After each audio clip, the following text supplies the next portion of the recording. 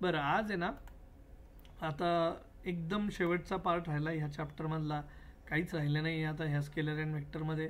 पण थोडं जे पॉईंट्स छोटे छोटे आहेत ते पॉईंट्स मला कवर करायला आवडतील. याच्यापूर्वी मी ती केलं आहे, पण आता शेवटचा पार्ट आहे ते आजचं सेशन, तर मग मी ते सुरुवात करायला आवडेल मला.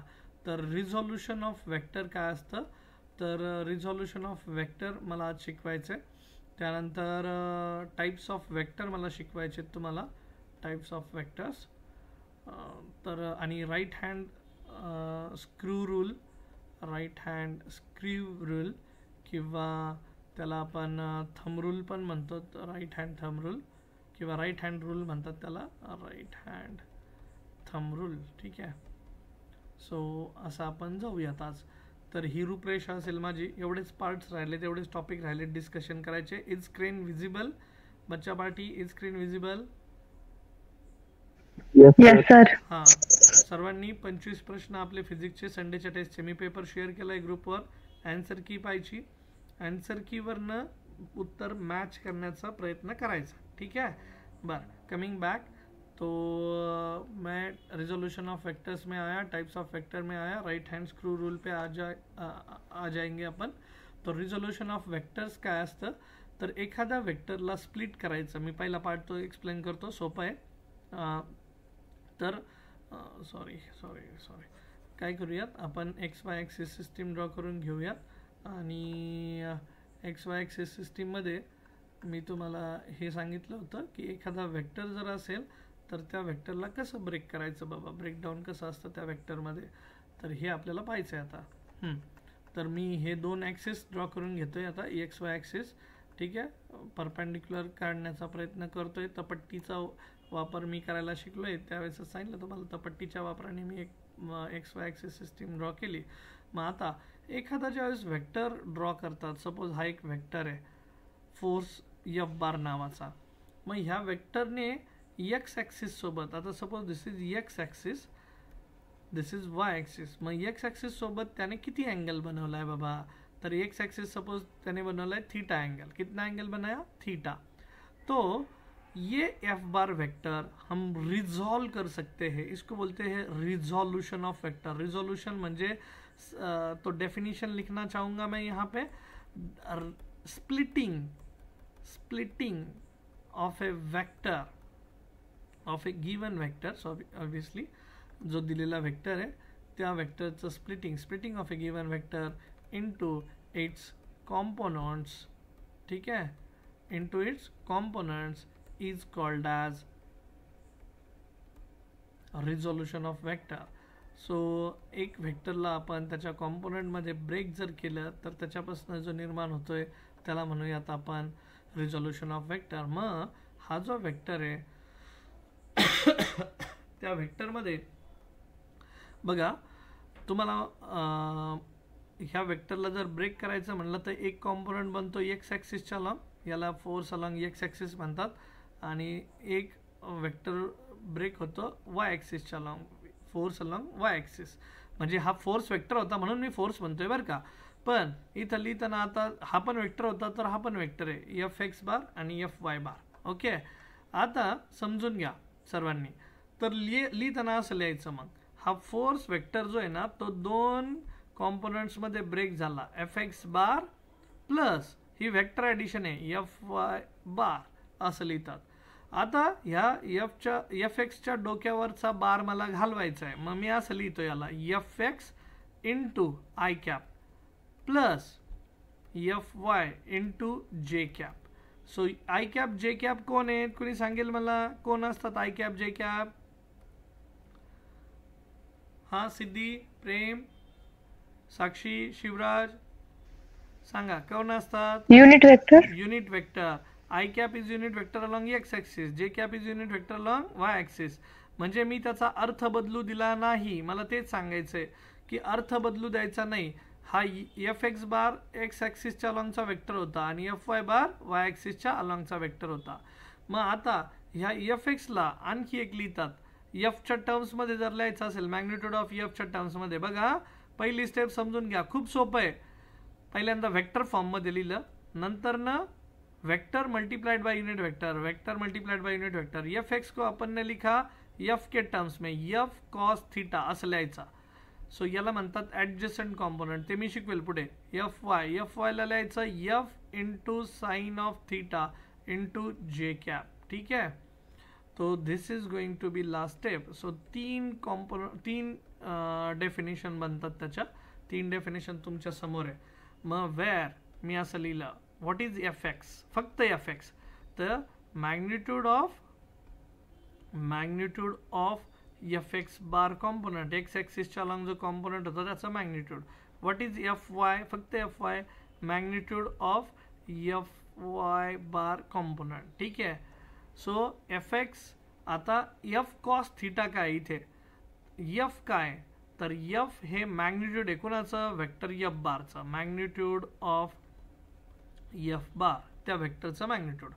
मग आता एफ कॉस थीटा कुठून लिहिलं बाबा वाघ सरांनी, तर हे बघा समजून घ्या, हा एफ वाय बार मी काय करतो, ह्याला इथून उचलून इथं आणतो। कुणाचं काही ऑब्जेक्शन आहे का मला सांगा, सेम मॅग्निट्यूड सेम, तिथून उचलला, हे बघा ह्या एफ वायला वाय ॲक्सिसवर न उचलला, मी इथं आणला, जो आता इथं हा परपेंडिक्युलर एक ट्रायंगल दिसतोय मला, याला ट्रायंगलला नाव दिलं सपोज ओ ए बी, ठीक आहे। मग ओ ए बी ट्रायंगलमध्ये बच्चा पार्टी हा एक राईट अँगल ट्रायंगल दिसतोय, राईट अँगल ट्रायंगलमध्ये cos theta is equals to काय लिहिणार तुम्ही सांगा बरं, cos theta is equals to काय लिहिणार, ॲडजसंट साइड आपण हायपोटेन्युअस, मग ॲडजसंट साइड कोण दिसते साक्षी, ओ ए, आणि हायपोटेनियस कोण आहे, ओ बी, ओ ए अपॉन ओ बी, बरोबर।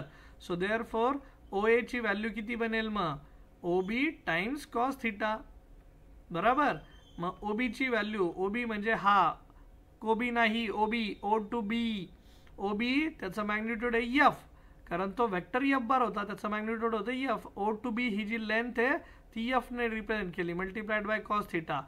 आणि ओ टू ए कोण आहे रे बाबा, हो आपला ओ टू ए, तर हा आहे एफ एक्स, एफ एक्स एवढं मॅग्निट्यूड, एवढी लेंथ घ्यायची फक्त लेंथ। सो एफ एक्स आला F cos theta. Similarly sine theta काय येईल ह्याच पिक्चरमध्ये सांगा, sine theta is equals to क्या लिखोगे आप, ए बी अपोजिट अपॉन, ये अपोजिट साइड है, अपोजिट अपॉन हाइपोटेनियस, हाइपोटेनियस कौन है, O B. So A B is equals to बना मेरा O B into sine theta, और ओ बी का वैल्यू कितना है, O to B sorry F into sine theta. आई बात समझ में, आणि A B A to be length म्हणजे किती आहे रे, एफ वाय। सो लक्षात घ्या, कधी पण अँगलच्या अलॉंग जो कॉम्पोनंट असतो हा एफ तुमचा hypotenuse multiplied by cos theta असतो, आणि अँगलच्या अपोजिट जो असतो तो हमेशा hypotenuse multiplied bye sine theta असतो। लक्षात ठेवायचा फॉर्म्युला। हे बघा मी आता एक एक्झाम्पल देतो तुम्हाला सर्वांना, तुम्ही सांगा पटकन लगेच, चला सर्वांनी। सपोज तुम्हाला दिलंय एक वेक्टर दिलाय, एक्स वाय ॲक्सिस आहे, और बापरे स्ट्रेट आली बाबा लाईन, हां ह्या वेक्टरचं नाव आहे सपोज आर बार, याने अँगल बनवला इथं theta is equals to suppose 30 degree, आणि आर बारचं जे मॅग्निट्यूड आहे तर ते आर बारचं मॅग्निट्यूड दिलं आहे सपोज 10, ठीक आहे, 10 न्यूटन इसका मॅग्निट्यूड। सो फाइंड किंवा असा प्रश्न विचारतात, resolve given vectors, resolve given vector in its components, given vector into it's components. बच्चा पार्टी लोग, तो मैंने जो स्टेप सिखाए वो कर पाओगे। चलो पहला स्टेप सभी ने साथ में करेंगे, साथ में मिल के करेंगे। पहला चलो बोलो, R bar is equals to कसं लिहितात, आर एक्स बार प्लस काय आर वाय बार। ह्या आर बारचे दोन तुकडे केले, एक तुकडा चाललाय एक्स ॲक्सिसच्या लॉंग, एक तुकडा चाललाय वाय ॲक्सिसच्या लॉंग। पहिल्या तुकड्याला नाव दिलं आर एक्स बार, दुसऱ्या तुकड्याला नाव दिलं आर वाय बार, चालेल। परत आर एक्स बारला कसं लिहितात तुम्ही, R X multiplied by I cap, R Y बारला कसं लिहितात, R Y multiplied by J cap. हे प्रॅक्टिसनेच होईल फक्त। आणि आर एक्सला कसं रिप्रेझेंट करायचं, तर in terms of R represent करतो। आर म्हणजे कोण, hypotenuse multiplied by R x, हा कॉम्पोनंट हमेशा काय राहणार, हायपोटेनियस मल्टिप्लाइड बाय, बोलो R x is written as hypotenuse multiplied by, हायपोटेनियसचं मॅग्निट्यूड मल्टिप्लाइड बाय कोण, कॉस थीटा, बराबर। और आर वाई कॉम्पोनेंट कौन रहेगा हमेशा, hypotenuse multiplied by sine theta. Okay, मग आर एक्स ची व्हॅल्यू सांगा. हा, आर एक्स ची व्हॅल्यू सांगा, R cos theta multiplied by I cap. R Y ची व्हॅल्यू सांगा, आर साइन थीटा इंटू क्या, जे कैप. बराबर. सो मुझे बताओ फिर आर का वैल्यू कितना है बच्चा पार्टी लोग. आर का वैल्यू ऊपर कितना है 10. 10 multiplied by cos theta. Cos की थीटा का वैल्यू कितना है 30 डिग्री. आई बात समझ में. अरे समजताय का, स्टेप समजतीये का सर्वांना. 10 sine of 30 degree multiplied by क्या, जे कॅप. हा बोलो, 10 कॉस ऑफ 30 किती असते कॉस 30 ची value. Is it √3/2. √3/2. Very good. आणि मल्टीप्लाइड बाय Yes, sir. करायचं प्लस 10 साइन 30. साइन 30 ची व्हॅल्यू किती असते रे 1/2 इंटू क्या, जे कॅप. 1/2. यस, लिखा मैंने. तो यहाँ पे देखो 2 से यहाँ पे मल्टीप्लाई किया 2 5 जा, तो ये आंसर क्या बना फिर.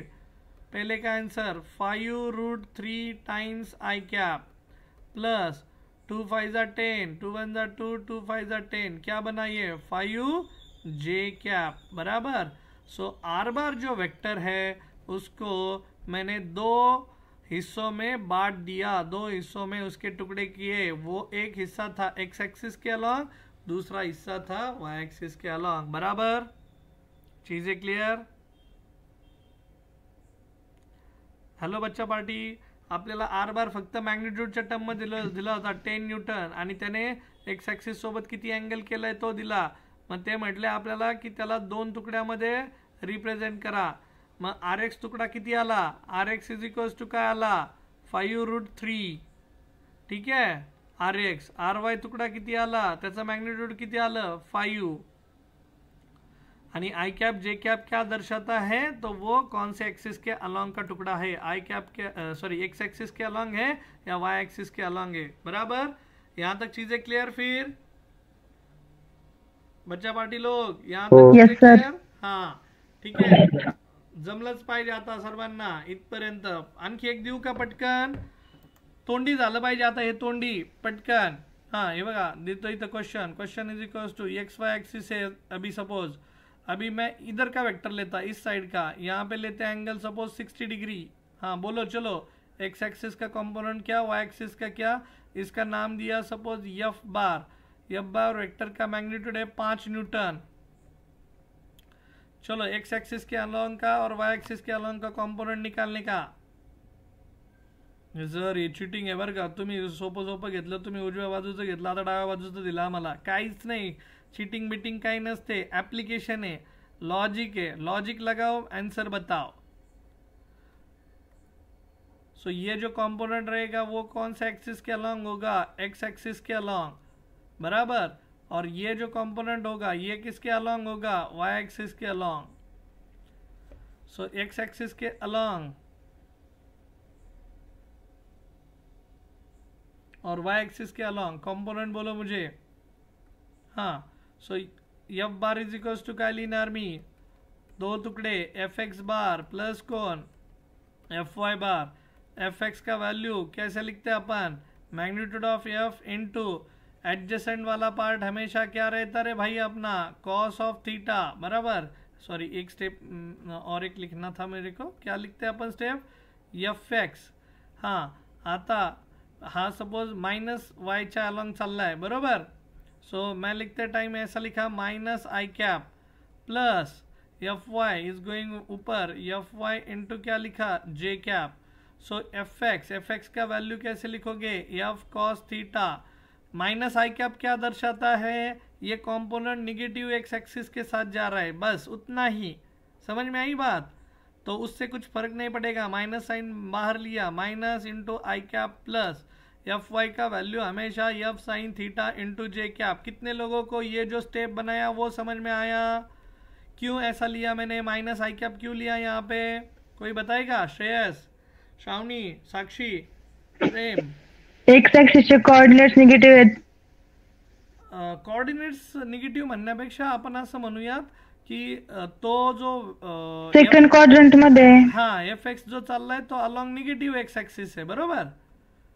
So this is along negative x axis. Okay, इतना ही आंसर काफ़ी है उसके लिए। अगर ये पॉजिटिव होगा तो पॉजिटिव आता। बर हाँ, माइनस एफ कॉस थीटा आई कैप, तो एफ का वैल्यू कितना दिया है भाई 5 न्यूटन, एंगल कितना है 60, वो तो पता है अभी सभी को। So F bar is equals to अपन का जो आंसर आएगा वो आएगा माइनस एफ की वैल्यू कितना न्यूटन 5 ना, हाँ 5 इंटू क्या कॉस, कॉस कितना angle 60 degree, cos 60 i cap plus 5 into sine 60 into क्या जे कैप। सो सॉल्व करा पहिल्यांदा, -5 कॉस 60 ची व्हॅल्यू किती असते 1/2 1/2 हाँ 1/2 I cap plus 5 into sine 60 का वैल्यू √3/2 टाइम्स क्या √3/2 यस।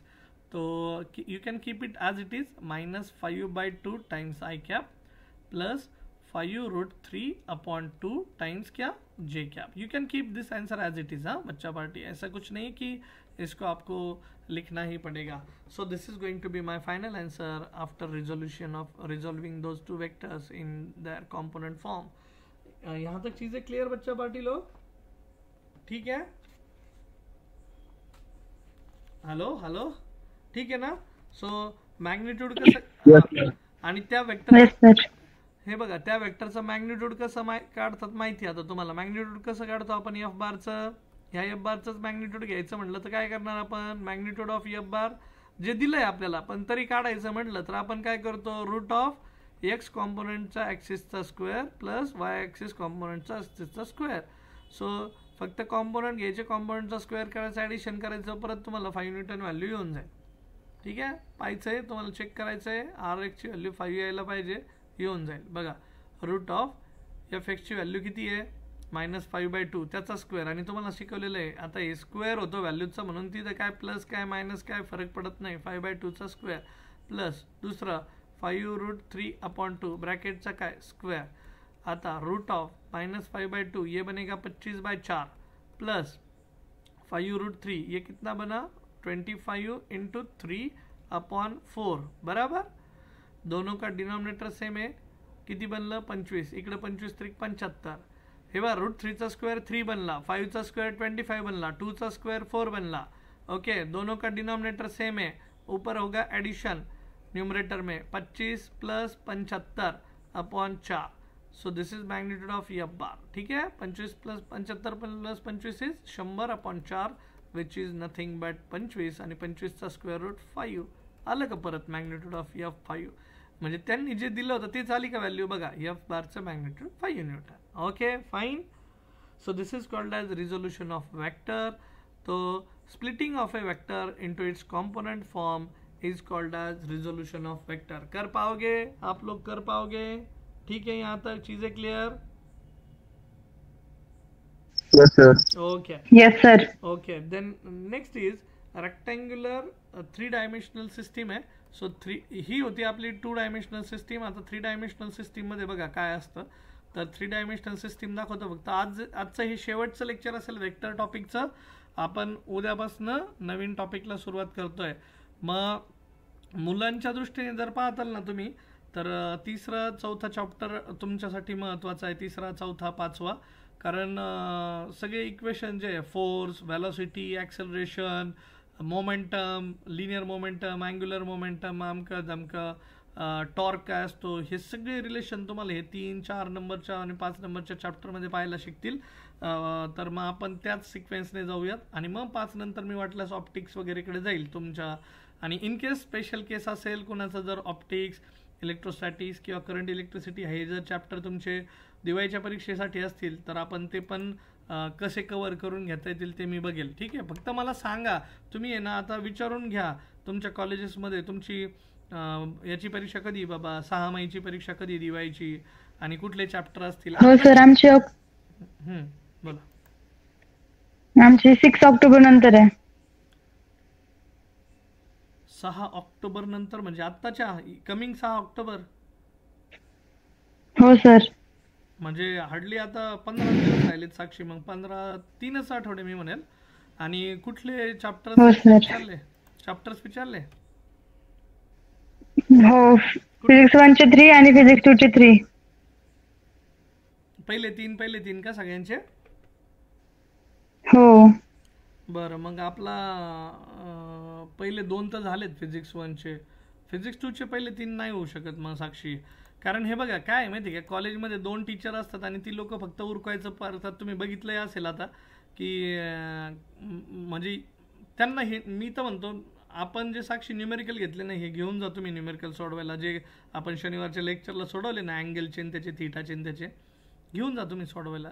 ते नाही करणार ते, कारण हो आपण सर, हां. ते पाहूनच आम्हाला फळ्यावर शिकवतात. अच्छा अच्छा.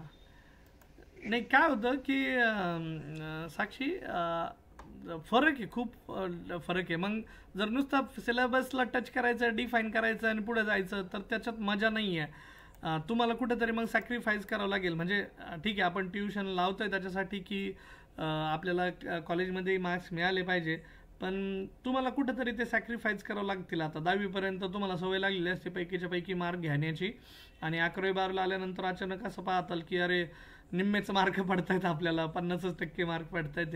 इट्स ओके, ठीक आहे. कारण तुम्ही आता 10वीपर्यंत आहे ना, ग्रेडिंग सिस्टीम होती. तुम्हाला सवलत येऊन पास करण्यात आले, तुम्हाला मार्क्सही चांगले देण्यात आले असतील.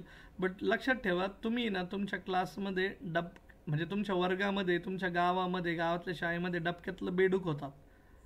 मी डायरेक्ट तोंडावर तुम्हाला बोलतोय हे. आता तुमची स्पर्धा डायरेक्ट समुद्रातील माशांशी आहे. मग समुद्रातील माशांशी स्पर्धा करायची म्हटल्यानंतर ट्रेन तर व्हावं लागेल.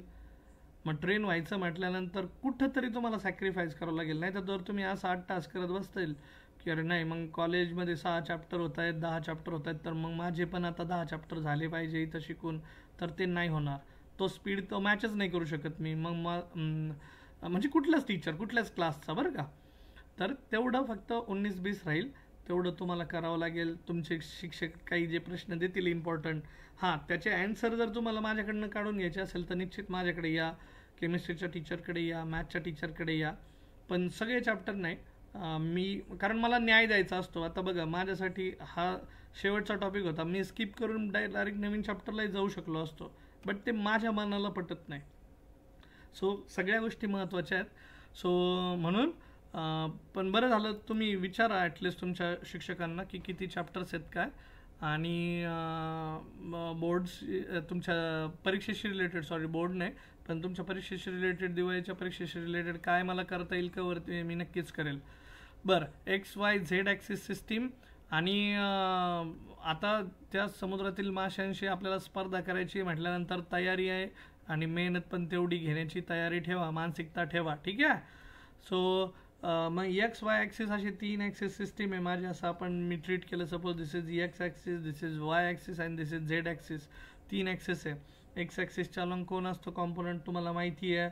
बरं, मग आता सपोज आपला म्हणजे 2 ॲक्सिसमध्ये किती अँगल आहे, काय अँगल आहे, आपल्याला ते शिकायचं आहे. सपोज मग अल्फा, बीटा, गॅमा असं आपण ट्रीट करूयात बाबा.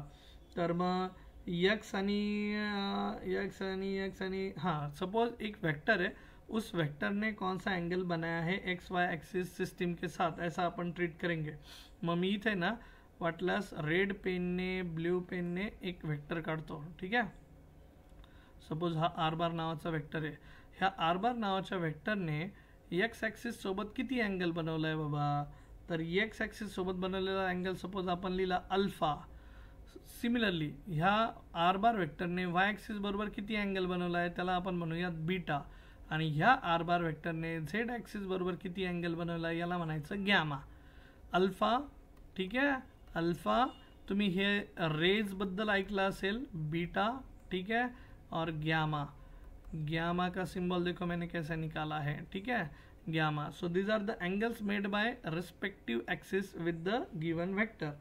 मग ज्यावेळेस आता याला रिझॉल्व करेल बघा, 2D मध्ये कसं रिझॉल्व केलं तुम्ही बघितलं, एक्स वाय आणि झेड, एक्स आणि वाय ॲक्सिस कॉम्पोनंट होता. तसंच रिझॉल्व करताना आता एक कॉम्पोनंट असेल एक्स ॲक्सिसच्या लॉंग, दूसरा कॉम्पोनंट असेल वाय ॲक्सिसच्या लॉंग, तीसरा कॉम्पोनंट असेल झेड ॲक्सिसच्या लॉंग. जो निळा वेक्टर दिसतोय तुम्हाला vector, that vector has been resolve into 3 its components, X bar component, X axis component, Y axis component, Z axis component. आणि मग आता हे जे कॉम्पोनंट्स आहेत ना, ह्या कॉम्पोनंटला मी असंही लिहू शकतो R X into I cap plus, बघा ज्यावेळेस मी आय कॅप घेतो वेक्टर त्यावेळेस त्याच्या डोक्यावरचा म्हणजे आर एक्सच्या डोक्यावरचा बार रिमूव्ह करतो, कारण तो फक्त आता मॅग्निट्यूड असेल आणि त्याची डायरेक्शन दाखवण्याचं काम हे युनिट वेक्टर्स करतील. आय कॅप, जे कॅप, झेड कॅप हे युनिट वेक्टर्स आहे जे त्याचं युनिट दाखवण्याचं काम करता येते. मग आता सर आर एक्सची कॉम्पोनंटची व्हॅल्यू काय असते, तर हे लक्षात ठेवायचं. R x is written as R times cos alpha. X axis का कॉम्पोनेंट ने क्या एंगल बनाया एक्स एक्सिस के साथ. सिमिलरली आर वाय साठी पण आता हे जास्त सोपं आहे तिकडच्या पेक्षा. R into cos of beta घ्यायचा, ठीक आहे, आणि Z component R Z is equals to लिहायचा R into cos of gamma. So झालं, 3 कॉम्पोनंट्स असे लिहिले तरी खूप झालं तुमच्यासाठी. फक्त एक्स वाय आणि झेड ॲक्सिस कॉम्पोनंट कसे काढायचे कसे लिहायचे हे मी इथं मेन्शन केलं आहे. Okay fine. So this is 3 dimensional. 3 डायमेन्शनलमध्ये कसं काढायचं ते मी तुम्हाला सांगितलं. आता राईट हँड स्क्रू रूल. तुम्ही सर्वजण घरी आहात का रे आता? घरी आहात का सर्वजण? Hello everyone. Yes sir. कुणी कुणी इथे रूमवर आहे किंवा हॉस्टेलवर आहे असं कुणी आहे का? श्रावणी, साक्षी. साक्षी जी कुठे आहे? Yes sir. कुठे आहे? घरी आहे का? रूमवर. रूमवर आहे. फॅन आहे का तिथे रूमवर? सिलिंग फॅन आहे का? हो सर. हां, सिलिंग फॅनची अँग्युलर वेलोसिटी सगळ्यांच्या घरी आता सिलिंग फॅन असेल तर सिलिंग फॅन आता कुठल्या डायरेक्शनमध्ये फिरतोय, क्लॉकवाईज की अँटी क्लॉकवाईज ते सांगा मला.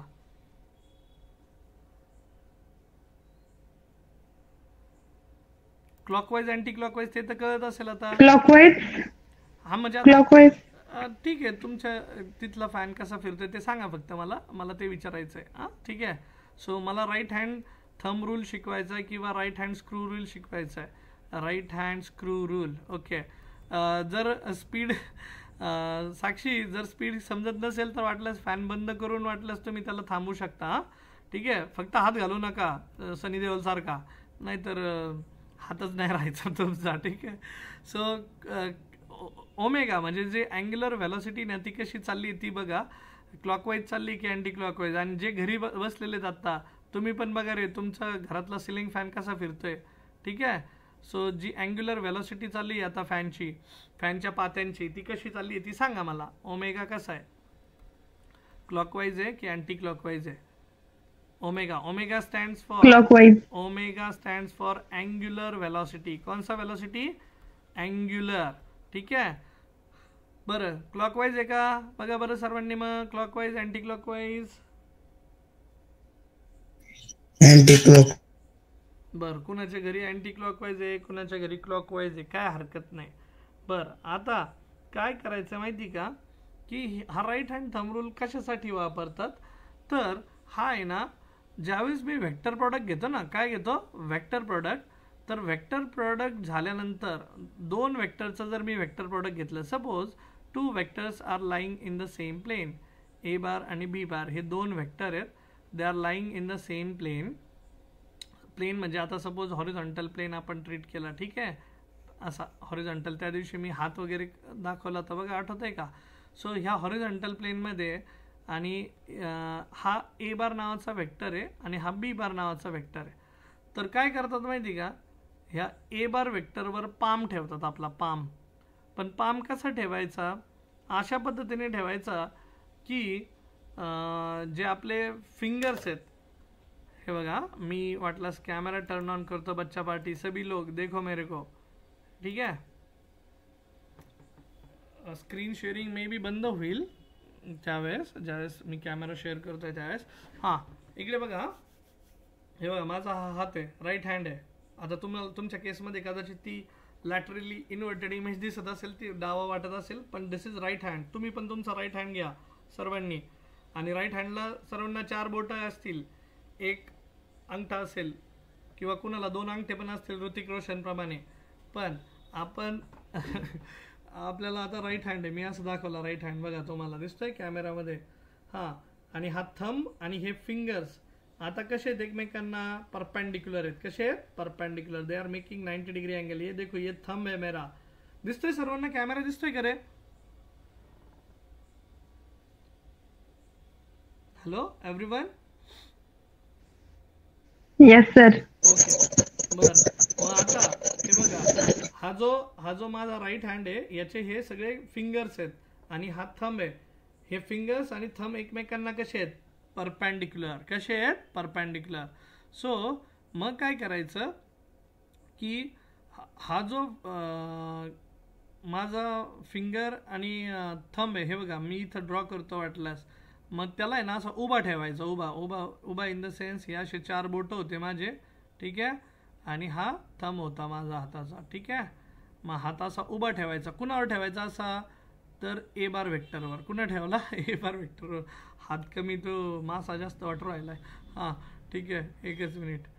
तर भावना महत्वाची आहे की नाही रे बाबा.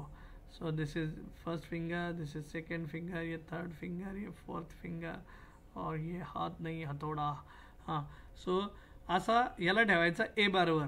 आणि इथून आहे ना हे बोट आहे ना मुडपायचे. हे 4 बोट आहे ना मुडपायचे. कुठं मुडपायचे? तर ए बसनं बी कडे चाललाय ना अँगल, त्या डायरेक्शनमध्ये मुडपायचे.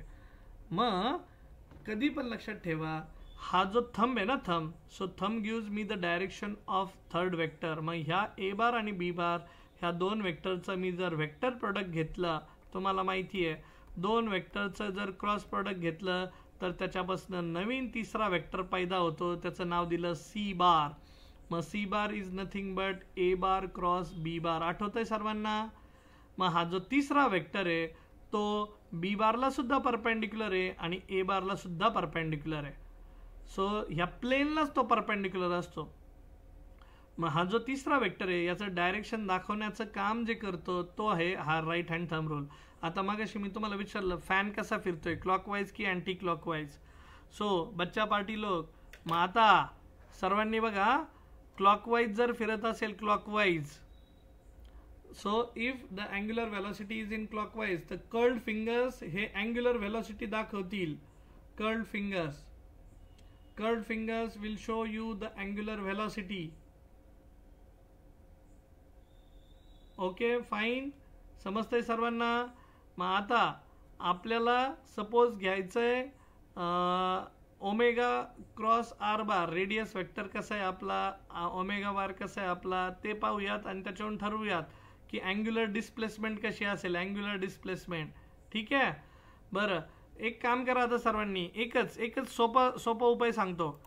लय फॅनकडे व्हिज्युअलाइज नका करू, सोपा उपाय सांगतो. पाण्याची बाटली घ्या सर्वांनी. चला, पाण्याची बाटली पटकन सर्वांनी घ्यायची. पाण्याची बॉटल. पाण्याच्या बॉटलला झाकण आहे का? श्रेयस, साक्षी, येस सर. हा घेतली पाण्याची बाटली हातात घेतली. बरं मला सांगा साक्षी जी, मला सांगा पाण्याची बॉटलचं झाकण खोलण्यासाठी त्याला तुम्ही कुठली व्हेलॉसिटी, क्लॉकवाईज की anti clockwise? Anti clockwise. Anti clockwise direction मध्ये फिरवलंय त्याला, बरोबर. मग ते पाण्याच्या बॉटलचं जे झाकण आहे ते वरती आलं की खाली गेलं? वरती आलं. वरती आलं म्हणजे त्याची अँग्युलर डिस्प्लेसमेंट वरच्या डायरेक्शन मध्ये. कळतंय का? हे बघा, ज्यावेळेस तुम्ही अँटी क्लॉकवाईज डायरेक्शन मध्ये एखादी व्हेलॉसिटी देता तर त्या गोष्टीची डिस्प्लेसमेंट ही अँटी क्लॉकवाईज असते. आणि आता तेच झाकण जर लावायचं ठरलं ना, तुला टाईट लावायचं ठरलं ना, तर तू त्याला क्लॉकवाईज डायरेक्शन मध्ये फिरवशील. मग क्लॉकवाईज डायरेक्शन मध्ये फिरवलं की त्याची अँग्युलर डिस्प्लेसमेंट ही डाऊनवर्ड असेल. होय, सर्वजण करताय का प्रयोग? बघा बरं. हॅलो बच्चा पार्टी लोक, तुम्हाला आहे ना असा फिजिक्सचा मास्टर भेटणारच नाही जो तुम्हाला डे टू डे लाईफच्या गोष्टी वापरून कन्सेप्ट समजून सांगणार आहे. कोणीच नाही सांगणार तुम्हाला. डे टू डे लाईफमध्ये जे घडतं ना तेच फिजिक्स आहे, बाकी दुसरं तिसरं काही नाही आहे. आता हे बघा, अँग्युलर डिस्प्लेसमेंट म्हणजे काय मी तुम्हाला सांगतो. अँग्युलर डिस्प्लेसमेंट म्हणजे असं गोल गोल फिरत चक्कर मारत आपण जाणं आणि अंतर पार करणं, त्याला म्हणतात अँग्युलर डिस्प्लेसमेंट. गोल गोल फिरत चालली बघा ऑब्जेक्ट. मग झाकण असंच फिरवलं तुम्ही, झाकण कुठल्या डायरेक्शनमध्ये फिरवलं तुम्ही सांगा? Anti clockwise. अँटी क्लॉकवाईज डायरेक्शनमध्ये फिरवलं म्हणून ते वरती ओपन झालं, वरती गेलं ते, त्याची अँग्युलर डिस्प्लेसमेंट अपवर्ड झाली आणि ते निघून आलं. पण तेच झाकण जर तुम्ही क्लॉकवाईज फिरवलं असतं तर क्लॉकवाईज जर फिरवलं तर ते झाकण टाईट होतंय, बरोबर का? अरे हो की नाही, सांगा मला, पटकन सांगा. Yes sir. हा, तसंच घडतंय घरी. घरी जर असतील ना, घरचे म्हणते नाही पोरगं काय डोकर पडलं काय, पाण्याच्या बाटल्या बिटल्या घेऊन चाललंय बाबा, कार्यक्रम आहे काय सरांचा, बसायचा बिसायचा असं काहीतरी म्हणतील, म्हणायचं हा तसंच आहे म्हणा, सर तिकडे बसलेत म्हणा, आम्ही इकडे बसलोत म्हणा, पाणी ओततोय म्हणायचं आता ग्लासामध्ये, फक्त चकण्याची सोय करा म्हणायचं फक्त, आहे की नाही? ठीक आहे. सो सांगण्याचा उद्देश काय की दिस इज क्लॉकवाईज अँटी क्लॉकवाईज, ये है राईट हँड थंब रूल बच्चा पार्टी लोक. बरं, तुमच्या घरी जर तुम्ही असताल, नट बोलट जर असेल, नट बोलट, नटाला असतात ते असे थ्रेड्स, जर तुम्ही नट पाहताल, नट, ठीक आहे, नट बोलट, नटाला थ्रेड्स असतात आणि हा बोलट असतो आपला असा छोटासा, तो बोलट याच्यात फिरून आपण बसत असतो, तो पण बघा राईट हँड थंब रूलच आहे. तुम्ही घरी जर एखादा स्क्रू आवळायचा म्हणला स्क्रू ड्रायव्हरच्या साह्याने, तो पण राईट हँड थंब रूल आहे. तुम्ही आठवा, ज्यावेळेस स्क्रूला तुम्हाला भिंतीत टाकायचा असतो, भिंतीत गेला पाहिजे, त्याला थ्रेड पाहिजे हा फक्त. स्क्रू जर भिंतीत स्क्रू फिरून बसवायचा असेल तुम्हाला एखाद्या ठिकाणी, तर तुम्ही त्याला अँग्युलर डिस्प्लेसमेंट कशी देतात, अँटी क्लॉकवाईज देतात की क्लॉकवाईज देतात?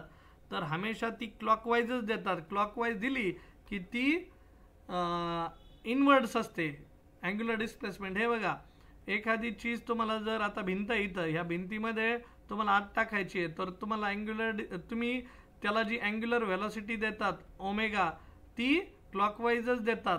क्लॉकवाईज दिलं की अँग्युलर डिस्प्लेसमेंट तुमची इनवर्ड असते. इनवर्ड जे इथं अप्लाय केलं ना तेच आहे, हे जे अपवर्ड वगैरे जे म्हणतोय ना मी, ठीक आहे. So this is inward. मग आता हीच डायग्रॅम मी इथं काढली आहे बघा, हे आतमध्ये चाललंय, ही भिंत जर असेल तर आतमध्ये चाललाय. तुम्ही तुमच्या हातात जर नसेल तर स्क्रू ड्रायव्हर घ्या, एखादा नट घ्या, बोलट घ्या, करून बघा ही प्रयोग. सो हे मला सांगायचं आहे फिजिक्समधला right hand thumb rule. So angular displacement, angular velocity ही त्याच डायरेक्शनमध्ये होईल. मग आता हे जो थर्ड वेक्टर आला हा राईट हँड थंब रूलनेच येतो, ठीक आहे. राईट हँड थंब रूल समजला सर्वांना, लक्षात राहील आता?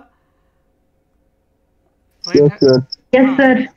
मग असं तुम्ही राईट हँड हा रूल आहे ना, त्या फिजिक्समध्ये पण शिकला असतात, सायन्समध्ये 10वीच्या, पण तो आता रूल असा होता की imagine the current carrying conductor is held in your right hand in such a way that current flowing through the conductor is denoted by the thumb and magnetic field around it is denoted by the curled fingers around it. आठवतंय का? एखादा current carrying conductor असेल, wire आहे, त्यातनं current चाललाय upwards. Current जर upward चालला तर तिथं त्याच्या आजूबाजूला जी मॅग्नेटिक फील्डचे कॉन्सेंट्रिक सर्कल बनतात ते कसे असतात? क्लॉकवाईज डायरेक्शनमध्ये असतात. आणि तोच करंट जर डाऊनवर्ड डायरेक्शनमध्ये असेल तर तेच करंटच्या व्हॅल्यू ज्या असतात त्या कशा असतात? तर अँटी क्लॉकवाईज डायरेक्शनमध्ये असतील. डाऊनवर्ड जर असेल सो क्लॉकवाईज, इधर डाऊनवर्ड्स. करंट जर त्या डिव्हाइसमधनं चालला तर डाऊनवर्ड्स. आणि करंटची व्हॅल्यू कशी रे बाबा, सॉरी, मॅग्नेटिक फील्ड जी अराउंडला तयार होतीये ती बीची व्हॅल्यू कशी रे बाबा? हो, क्लॉकवाईज. इधर CLK क्लॉकवाइज और यहाँ पे B का वैल्यू एंटी क्लॉकवाइज. उस समय जाके मैं पढ़ाऊंगा आपको ये चीज़ें, बट यहाँ पे आज 2 ही कंसेप्ट क्लियर थे. अभी last point we are remaining with, that is the types of vectors. फक्त तेवढंच राहिलं आहे टाइप्स ऑफ वेक्टर. मग टाइप्स ऑफ वेक्टरसाठी मी आपली PDF आहे का मला पाहू द्या, जस्ट अ मिनिट हा, डाउनलोड करून पाहू द्या PDF. Mathematical models methods, sorry. आणि मॅथमॅटिकल मेथड्समध्ये ना तुम्हाला एक पार्ट जर तुम्ही पाहताल तर तो काय पार्ट होता, तर डिफरन्सिएशन, डेरिव्हेटिव्ह आणि इंटिग्रेशनचा आहे. तो मी सायमल्टेनियसली शिकवत असतो मुलांना, ठीक आहे. बरं, स्क्रीन दिसतीये सर्वांना? बच्चा पार्टी लोक, स्क्रीन दिसतीये? हॅलो? Yes sir. ओके. बरं, मग आता स्क्रीनमध्ये मला काय करायचंय, तुम्हाला ते टाइप्स ऑफ वेक्टर शिकवायचे, तर इथंच शिकवून घेतो. हां, हे बघा, कंट्रोल प्लस. 5च मिनटं आहे, मी जास्त वेळ नाही घेणार तुमचा आता पावसा पाण्याचं. तर क्वेश्चन नंबर 8 बघा, विच ऑफ 8 नाही सॉरी, हां 9 बघा. Vectors which are of same magnitude. डेफिनेशनच इथं मेन्शन करतोय. सो तुम्ही लिहून काढायचा हा डेफिनेशन, सर्वांनी होमवर्क म्हणून समजून घ्या. हे बघा डेफिनेशनचा पार्ट. वेक्टर्स विच हॅज काय लिहिलं रे बच्चा party, same magnitude and same direction. असे वेक्टर की ज्यांची मॅग्निट्यूड म्हणजे लेंथ पण सेम आणि त्यांची डायरेक्शन पण सेम, त्यांना कुठले वेक्टर म्हणायचं, इक्वल वेक्टर्स. मग आता तुम्ही काय करायचं, टाइप्स ऑफ वेक्टर म्हणायचं, इक्वल वेक्टर नाव द्यायचं आणि तिथं ही डेफिनेशन लिहून काढायची. ही डेफिनेशन आहे. आता कळलंय साक्षी, श्रावणी, श्रेयस, यस सर. प्रेम, काय अवघड आहे का लिहायला? हाँ ओके ग्रेट देन. चलो फिर से कमिंग बैक. तो इक्वल वेक्टर्स हो गया. दूसरा vectors which are of same magnitude. बघा इथं डायरेक्शन होती सेम डायरेक्शन, इथं काय लिहिली आहे अपोजिट डायरेक्शन. वरती होती सेम, खाली होती अपोजिट डायरेक्शन, मॅग्निट्यूड सेम आहे. क्या बोलते हैं इनको, निगेटिव्ह वेक्टर. म्हणजे 9 आणि 10 तर सेमच आहे डेफिनेशन, फक्त काय अपोजिट दोघांची, डायरेक्शन. आणि ज्या वेळेस मॅग्निट्यूड सेम असतं ना बच्चा पार्टी लोक, हे बघा मी तुम्हाला वाटल्यास कंपॅरिझन दाखवतो. काय मला मोह आवरत नाही, काय शिकून कसं शिकून किती शिकू असं होतं मला पोरांना. तर इक्वल वेक्टर्स आणि दुसरं काय असतं तुम्हाला सांगितलं, निगेटिव्ह वेक्टर्स. आता ज्यावेळेस वेक्टर्स शो केले जातात ना तर त्यांची लेंथ पाहिजे, लेंथ. हे बघा म्हणजे आता हा एक वेक्टर आहे, हा ए बार आहे. दुसरा वेक्टर पण तेवढ्याच लेंथचा ड्रॉ करायचा, लेंथ हा बी बार. लेंथ दोघांची बघा सेम आहे, लेंथ सेम म्हणजे मॅग्निट्यूड सेम. म्हणजे असं म्हणतात की magnitude of A bar is equals to magnitude of B bar. और डायरेक्शन बोलो, direction of A bar is equals to direction of, हाँ बोलो, direction of A bar vector is also equal to direction of vector B bar. दोनों का direction भी कैसा, same. तो in vectors को कौन सा वेक्टर बोलोगे अपन, इक्वल वेक्टर. निगेटिव वेक्टर मतलब देखो दोनों का मैग्नीट्यूड सेम होना मांगता. मैग्नीट्यूड मतलब क्या, उनका लेंथ दोनों वेक्टर का सेम होना मांगता, ए बार बी बार का. यहाँ पे देखो ए बार मस्ट बी इक्वल टू क्या रे बाबा, बी बार. लेकिन क्या सिर्फ फर्क है दोनों के बीच, बोलो. तो direction of A bar is opposite to direction of B bar. आई बात समझ में. सो दोनों इक्वल है क्या, नहीं है, ठीक है. इज अपोजिट टू, आता इथं अपोजिट लिहिता येत नाही मला, पण डायरेक्शन ऑफ हा बी बार. एंटी पैरेलल बोलो, इन दोनों वेक्टर को आप बोलोगे पैरेलल वेक्टर्स, ठीक है. इन दोनों वेक्टर्स को क्या बोलोगे आप, सपोज एंटी पैरेलल वेक्टर्स, ठीक है. पैरेलल वेक्टर्स में मैग्नीट्यूड सेम ही होना है ऐसा नहीं होता, ठीक है. उसमें magnitude can be different, parallel हो सकते हैं. देखो अभी मैंने एक वेक्टर निकाला ऐसा ए बार और दूसरा वेक्टर निकाला छोटा बी बार. दोनों कैसे है, पैरेलल है एंटी पैरेलल है, बोलो.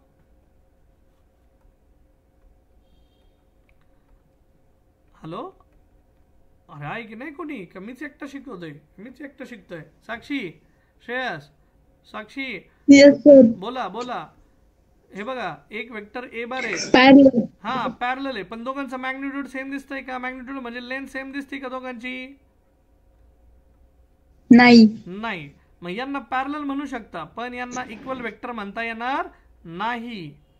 वरच्या केसमध्ये समजून घ्या, दोघांचं मॅग्निट्यूड म्हणजे लेंथही सेम आहे आणि डायरेक्शन पण सेम आहे, म्हणून त्यांना काय म्हटलं आपण, equal vector. Equal vectors can be parallel vector, but parallel vectors cannot be equal vectors. समजून घ्या, equal vectors are always parallel vectors, but parallel vectors are not always equal vectors, असं मला सांगायचं आहे, ठीक है. एंटी पैरेलल एक vector suppose एक का डायरेक्शन में, एक दूसरा बी का डायरेक्शन में है, दोनों के यहाँ पे ये माइनस बी बार, ये ए बार है, ये माइनस एक्स एक्सिस के अलॉन्ग जा रही है, प्लस एक्स एक्सिस के along. So direction of A bar and B bar are not equal, those are negative vectors. Anti parallel के केस में दोज आर मैग्नीट्यूड इक्वल नहीं है, दोनों अपोजिट डायरेक्शन में है, ठीक है. यहाँ तक चीज़ें क्लियर बच्चा पार्टी. हा हे बघा इथं दिलंय. Yes sir. हे बघा 11 नंबर मी तिथंच समजून सांगितलं तुम्हाला. 11 number vectors of unequal magnitude but दोनों का डायरेक्शन सेम, उनको क्या बोलोगे? Parallel vectors. Vectors of unequal magnitude and in opposite direction. देखो कौन सा वेक्टर? Anti parallel vector. आई बात समझ में? सो इक्वल मॅग्निट्यूड असायलाच पाहिजे असं नाही, इक्वल असेल तर ते इक्वल वेक्टर्स. मग 12 नंबर झालं. सो टाइप्स ऑफ वेक्टर तुम्हाला शिकवतोय, त्यातले आपण कवर केलेत 2 पार्ट. आता वी आर रिमेनिंग विथ कौन सा दिया है? देखो vectors in the same plane. आता बघा मगाशी जो दाखवला होता ए बार आणि बी बार दोघं कसे होते रे? राईट हँड थंब रूलच्या वेळेस शिकवले ते. ए बार and b bar were in both were in the same plane, so those vectors are called as coplanar vectors. Vectors whose initial point coincides त्यांना म्हणतात co-initial vectors, आणि vectors whose end point coincides त्यांना म्हणतात co-terminal. आता terminal म्हणजे end होणं, terminate करणं. Initial म्हणजे इनिशियल स्टार्टिंग पॉइंट. ओके. आणि आणखी एक शिकवलं होतं मी तुम्हाला, आठवतं का रे? कोलिनियर वेक्टर्स आठवते का कुणाला? कोलिनियर बच्चा पार्टी लोग, कोलिनियर वेक्टर्स याद है आप लोगों को? Collinear vectors. तो कोलिनियर वेक्टर्स म्हणजे असे वेक्टर्स जे सगळे एकाच पॉइंटवर आहेत. ठीक आहे, एकाच लाईन मध्ये आहे, स्ट्रेट लाईन मध्ये. Suppose this is A bar, this is B bar and this is C bar. Collinear vectors, the vectors which acts along the same line त्याला म्हणतात collinear vectors. लिनियर म्हटलं ना स्ट्रेट लाईन लक्षात ठेवायचं. Linear शब्दाचा मतलब straight line, की सगळे वेक्टर स्ट्रेट लाईन मध्ये स्ट्रेट लाईन मध्ये चाललेले आहेत. ठीक आहे, एकमेकांना पॅरलल पण आहे, एकाच लाईनने चाललेत, एकाच लाईनने रांगेत. मुंग्यांची कशी रांग असते तशी, फक्त प्रत्येक मुंगी वेगळी आहे. सो तसा प्रत्येक वेक्टर वेगळा आहे, but all are in the straight line, collinear. ठीक आहे, चलेगा बच्चा पार्टी लोग? So this were the types of vectors. Resolution vector आपण शिकलो. बरं, आणखी एक तर झिरो वेक्टर, आणि ते विचारलं आता तुमच्याला. आता वेक्टर विथ युनिट मॅग्निट्यूड त्याला काय म्हणतो आपण? Unit vector. Vector with zero magnitude असा वेक्टर ज्याचं मॅग्निट्यूड 0 आहे पण त्याला डायरेक्शन आहे त्याला म्हणतात नल वेक्टर. बच्चा पार्टी लो, if any vector is added to zero vector we get same vector, कारण त्याची व्हॅल्यू 0 असते. n is multiplied with zero vector. एवढी हे करायची गरज नाही आहे, पण हां, n is multiplied with zero vector, answer 0 आएगा. When a vector is multiplied by zero vector we get null vector. वेक्टरमध्ये हमेशा डायरेक्शन असते. ऑर्थोगोनल वेक्टर म्हणजे असे वेक्टर जे एकमेकांना परपेंडिक्युलर आहे. युनिट वेक्टर म्हणजे ज्याचं मॅग्निट्यूड 1 आहे. आणि रेक्टँग्युलर वेक्टर जे की आपण रेक्टँग्युलर कॉम्पोनंट्समध्ये बघितले. सो आज आपण शिकलो resolution of vector, types of vector, आणि त्याच्यानंतर राइट हैंड स्क्रू रूल. ठीक है बच्चा पार्टी लोग, यहाँ तक चीज़ें क्लियर? फिर सगळे होते जॉईन, आणि आता किती जण राहिले? 4च जण राहिले. बाप्पू सॉरी साक्षी गिरवले, देन प्रेम, साक्षी साबळे, श्रेयस पंडित. बरं, यहाँ तक चीज़ें क्लियर? चलेगा फिर? Yes, sir. या okay. So go through the notes आणि गेट इट डन. ओके. फक्त ते टाइप्स ऑफ वेक्टर तेवढं आता PDF मधनं लिहावं अशी माझी रिक्वेस्ट आहे तुम्हा लोकांना. आणि हां, आपली आयडियल प्रॅक्टिस, रविवारी जो पेपर होतो त्याचे MCQ मला मंगळवारी मिळाले पाहिजे. MCQ with answer, question paper आणि आन्सर की तुम्हाला शेअर केली आहे. टाईप ऑफ प्रश्न सुटला नाही तर क्वेश्चन ब्लँक ठेवायचं, त्याचं आन्सर पण मला पाठवायचं की सर हे नाही सुटलं, हे नाही जमलं. ठीक आहे, मी वाटलं त्याचा आन्सर लिहून पाठवेल तुम्हाला, पण प्रयत्न करायचा. ठीक आहे, थांबूयात मग. चलो बच्चा party, have a good night, bye bye, see you.